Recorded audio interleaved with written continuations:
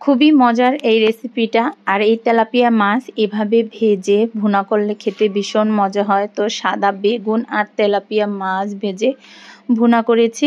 আসসালামু আলাইকুম, আমি রুমানা নতুন আরও একটি রেসিপি নিয়ে চলে এসেছি। তো এখানে আমি কিন্তু তেলাপিয়া মাছগুলো সুন্দর করে পরিষ্কার করে এখন আমি হলুদ লবণ মেখে এই যে তেলের মধ্যে ভেজে নিয়েছি। তো মাছগুলো কিন্তু একটু কড়া করে ভেজে নিয়েছি।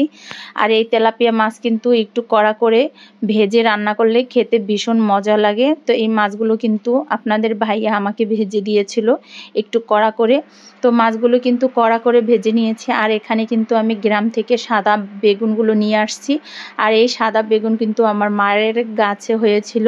তো মা আসার সময় এই বেগুনগুলো আমাকে ছিঁড়ে দিয়েছিল। এখন আমি এই বেগুন দিয়ে মাছগুলো ভেজে রান্না করব। আর এই সাদা বেগুনটা খেতে কিন্তু ভীষণ মজা হয়। তো এভাবে কিন্তু এই বেগুন দিয়ে মাছটা ভেজে ভুনা করলে খেতেও ভীষণ মজা হয়।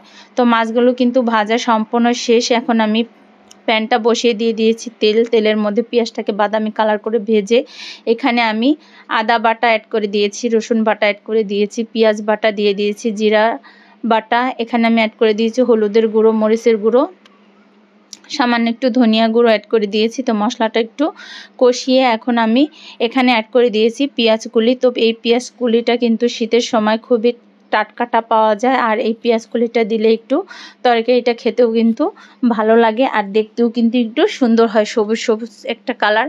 তো আমি কিন্তু পেঁয়াজ কুলিটা দিয়ে মশলাটা সুন্দর করে কষিয়ে নিয়েছি। এখন আমি এই মশলার মধ্যেই কিন্তু ভাজা মাছগুলো আর বেগুনগুলো দিয়ে এখন নেড়েচেড়ে এখানে আমি পানি অ্যাড করে দিয়েছি। মাশাআল্লাহ, মাছের কালারটা কিন্তু দারুণ হয়েছিল। আর এভাবে কিন্তু মাছটা কড়া করে ভেজে নিলে সেই মাছটা খেতে কিন্তু ভীষণ মজা হয়। তো পানিটা দেওয়ার পর এখন আমি এখানে আরও একটু পানি অ্যাড করে দিয়েছি। দিয়ে এখন আমি ঢাকনা দিয়ে কিছুক্ষণের জন্য ঢেকে রান্না করে নিব।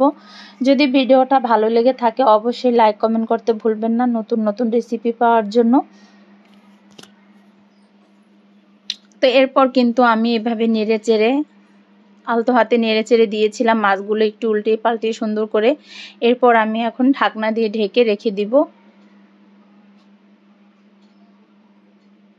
তো এখানে কিন্তু বলক চলে আসার পর আমি ঢাকনা দিয়ে ঢেকে দিয়েছিলাম। তো ঢাকনা তুলে এখন আমি নেড়েচেড়ে নিব। তো রান্নাটা কিন্তু প্রায় শেষের দিকে চলে আসছে। এটা কিন্তু মাখা মাখা ঝোল হবে। আর মাখা মাখা ঝোল হলে কিন্তু আমি নামিয়ে নিব। তো রান্নাটা কিন্তু সম্পূর্ণ শেষ। মাশাআল্লাহ, অনেক সুন্দর একটা কালার হয়েছে। খেতে কিন্তু এই মাছ ভুনাটা ভীষণ মজা ছিল।